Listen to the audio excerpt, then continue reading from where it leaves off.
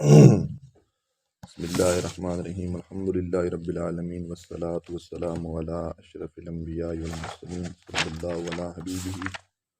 محمد وآلہ وسلم۔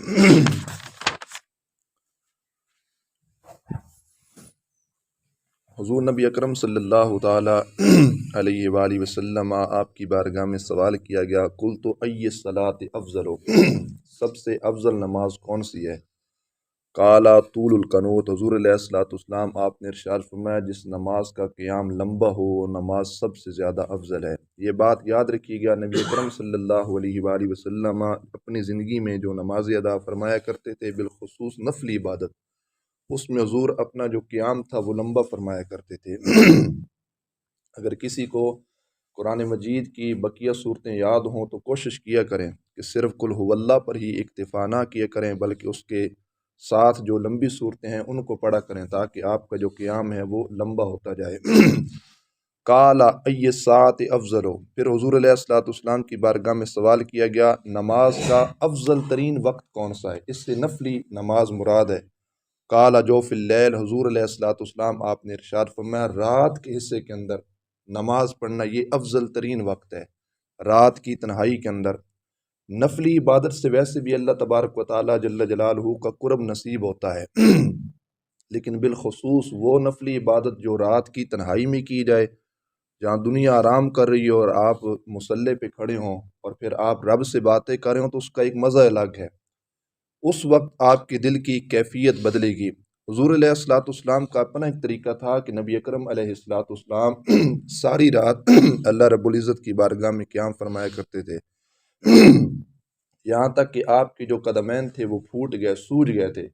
اللہ رب العزت نے قرآن مقدس کی آیت کا نزول فرمایا یا ایھا المزمل قم اللیل الا قلیلا، محبوب پیارے آپ رات کو آرام فرما لیے کریں، آپ اتنا قیام نہ کیا کریں، تھوڑی رات آپ قیام کر لیا کریں، نصفہ او انقص منہ قلیلا او زد علیہ، یا آپ آدھی رات کھڑے ہو کر عبادت کیا کریں، یا آدھی رات سے تھوڑا کم، یا آدھی رات سے تھوڑا زائد، آپ ساری رات جو ہے وہ قیام نہ کیا کریں۔ یہ حضور نبی پاک صلی اللہ علیہ وآلہ وسلم کا اپنا ایک طریقہ تھا رات کو نماز پڑھنے کا۔ اچھا، مسلم کی ایک روایت ہے، حضور علیہ الصلوۃ والسلام نے ارشاد فرمایا، جابر رضی اللہ تعالیٰ عنہ اس کو روایت کرتے ہیں، سرکار نے فرمایا رات کی عبادت، نفلی عبادت میں ایک ایسی ساتھ، ایک ایسی گھڑی آتی ہے، بندہ جو بھی اللہ رب العزت سے دنیا یا آخرت کے حوالے سے طلب کرے، اللہ تبارک و تعالیٰ اس کو ضرور عطا فرماتا ہے، دنیا کی کوئی چیز مانگو یا آخرت کی۔ اور ابو ہریرہ راوی ہیں، ایک شخص حضور علیہ الصلوۃ والسلام کی بارگاہ میں شکایت لے کر آیا، کہا اللہ کے محبوب علیہ السلام انا فلانا یصلی، ایک شخص ہے وہ نماز پڑھتا ہے، فاذا اصبح سرقا، لیکن جب صبح ہوتی ہے وہ چوری کرنے لگ جاتا ہے۔ نبی اکرم صلی اللہ علیہ وسلم آپ نے ارشاد فرمایا انہ صحیاناہ ما تقول، بے شک جو تم کہہ رہے ہو یہ رات کی نفلی عبادت اس کو بڑے بڑے گناہوں سے روک دے گی۔ یہ بھی اس کا ایک حال ہے کہ جو بھی ہم گناہ کرتے ہیں، اگر ہم چاہتے ہیں نا ہم گناہوں سے رک جائیں، تو رات کے لمحات میں کبھی اپنا قیام رب کی بارگاہ میں کریں یا سجدہ کریں اور اس کی بارگاہ میں جھکیں، تو جو بڑے بڑے گناہ ہوں گے وہ رات کی عبادت کی برکت سے اللہ تبارک و تعالیٰ سے ہم امیدیں کامیں رکھتے ہیں کہ وہ گناہ ہم سے چھوٹ جائیں گے۔ یہ اس کا ایک بہترین حال ہے۔ ہمارے جو بزرگان دین تھے، سلف صالحین تھے، ان کا ایک باقاعدہ طریقہ تھا کہ وہ رات کو بڑے شوق اور محبت کے ساتھ نفلی عبادت تہجد کی نماز کو ادا فرمایا کرتے تھے۔ حسن بن صالح تھے تو وہ کوشش فرماتے تھے خود بھی تہجد کی پابندی کرتے، اور اپنی انہوں نے ایک نوکرانی رکھی تھی لونڈی، ان کو بھی وہ کہتے کہ وہ تہجد کی نماز کو ادا کریں۔ انہوں نے اپنی لونڈی اور نوکرانی کو پیسوں کے بدلے بیچ ڈالا۔ جب ان کی نوکرانی گئی نا کسی کے گھر میں کام کرنے کے لیے، کیونکہ نوکرانی کی ایک عادت بنی تھی، جہاں وہ پہلے رہی تھی رات کو اٹھ کر عبادت کرتی تھی، تہجد ادا کرتی تھی، جب اگلے گھر گئی نا تو دیکھا کہ وہ سارے گھر والے رات سو رہے ہیں، وہ نوکرانی رات کے آخری پہر اٹھی تہجد ادا کرنے کے لیے، اس نے ان گھر والوں کو اٹھایا کہ اٹھ جائیں تہجد پڑھ لیں۔ انہوں نے کہا جی کون سی تہجد، کون سی نفلی نماز، ہم تو صرف فجر کی نماز ادا کرتے ہیں۔ وہ نوکرانی مصلی بچھا کر رونے لگی، اس نے کہا اے اللہ تو نے مجھے کس گھر میں بھیج دیا ہے جس گھر میں ساری رات لوگ آرام کرتے ہیں، یہاں تو تہجد کی پابندی نہیں ہے۔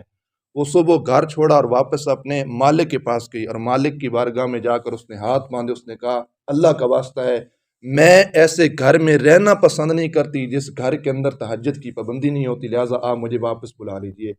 پہلے لوگوں کا یہ ایک ذوق شوق محبت ہوتی تھی کہ وہ خود بھی تہجد کی پابندی کرتے تھے اور اپنے گھر والوں کو بھی اٹھاتے تھے، اور حدیث سے پاک ہے، ذمہ داری کے ساتھ عرض کر رہا ہوں، حضور نبی پاک علیہ الصلوۃ والسلام آپ نے ارشاد فرمایا، اللہ اس مرد پر رحم فرمائے، کیا جی؟ اللہ اس مرد پر رحم فرمائے جو اپنی بیوی کو نفلی عبادت کے لیے رات کے لمحات میں اٹھائے، اور حدیث کے الفاظ ہیں پھر مرد اپنے ہاتھ میں پانی لے کر عورت کے منہ کے اوپر چھینٹے مارے، لیکن شرط یہ ہے کہ اگر عورت یہ خود اجازت دے یا طلب کرے کہ میں نفل پڑھنا چاہتی ہوں، آپ مجھے جگا دیے کریں، اور مرد یہ طریقہ کار اختیار کرے کہ آرام سے اس کے منہ پر چھینٹے مارے کہ اٹھ جاؤ اے اللہ کی بندی، نماز تہجد ادا کرو، اس مرد پر اللہ رب العزت کی رحمتوں کا نزول ہوتا ہے۔ اور حضور علیہ الصلوۃ والسلام آپ نے فرمایا، اللہ اس عورت پر رحم فرمائے جو اپنے خاوند کو نماز نفلی کے لیے، تہجد کی نماز کے لیے جگائے، تو اللہ رب العزت اس عورت پر بھی کیا کرے گا؟ رحمت کا نزول فرمائے گا۔ تو بہرحال یہ انتہائی اختصار کے ساتھ میں نے عرض کیا۔ دیکھیں نا، آپ تھوڑا غور کریں، ہم فجر کی نماز شاید گرمیوں کے اندر 4:30 بجے پڑھتے ہیں، نیند تو اس وقت بھی پوری ہو جاتی تھی ہماری، اب تقریباً 6، سوا 6، 6:20 پر ہے، تو وہ بھی ایک وقت تھا نا، ہم نے 4-5 مہینے پہلے جب ہم 4:30، 5 بجے مسجد میں آ جایا کرتے تھے، اب ہم 4، 4:30، 5 بجے کیوں نہیں جاگتے؟ وجہ یہ ہے کہ ہم اس چیز کو اپنی ذمہ داری نہیں سمجھتے۔ اگر آج فجر کی نماز بالفرض 5 بجے ہوتی نا، تو ہم سب حضرات اسی طرح مسجد کے اندر آ جاتے، جماعت بھی ہو جاتی۔ لہٰذا کوشش کریں کہ جب اذان کا وقت داخل ہو، اس سے تھوڑی دیر پہلے، 15 منٹ 20 منٹ پہلے اٹھ جائے کریں، مصلی بچھایا کریں، جتنی آپ کو استطاعت ہے، کم از کم 2 رکعت نماز تہجد ضرور بے ضرور ادا کیے کریں، اس سے ضرور اللہ رب العزت کی رحمتوں کا نزول ہوگا۔ اللہ عمل کی توفیق عطا فرمائے۔ کل کو اس موضوع کو ہم تھوڑا مزید بڑھائیں گے کہ آخر وہ کون سی گناہ اور کون سی وجوہات ہیں جن کی بنا پر ہم سے تہجد کی پابندی نہیں ہوتی۔ اللہ عمل کی توفیق عطا فرمائے۔ درود شریف پڑھ لیں۔ اللہم صلی علی سیدنا مولانا محمد وعلی آل سیدنا و مولانا محمد۔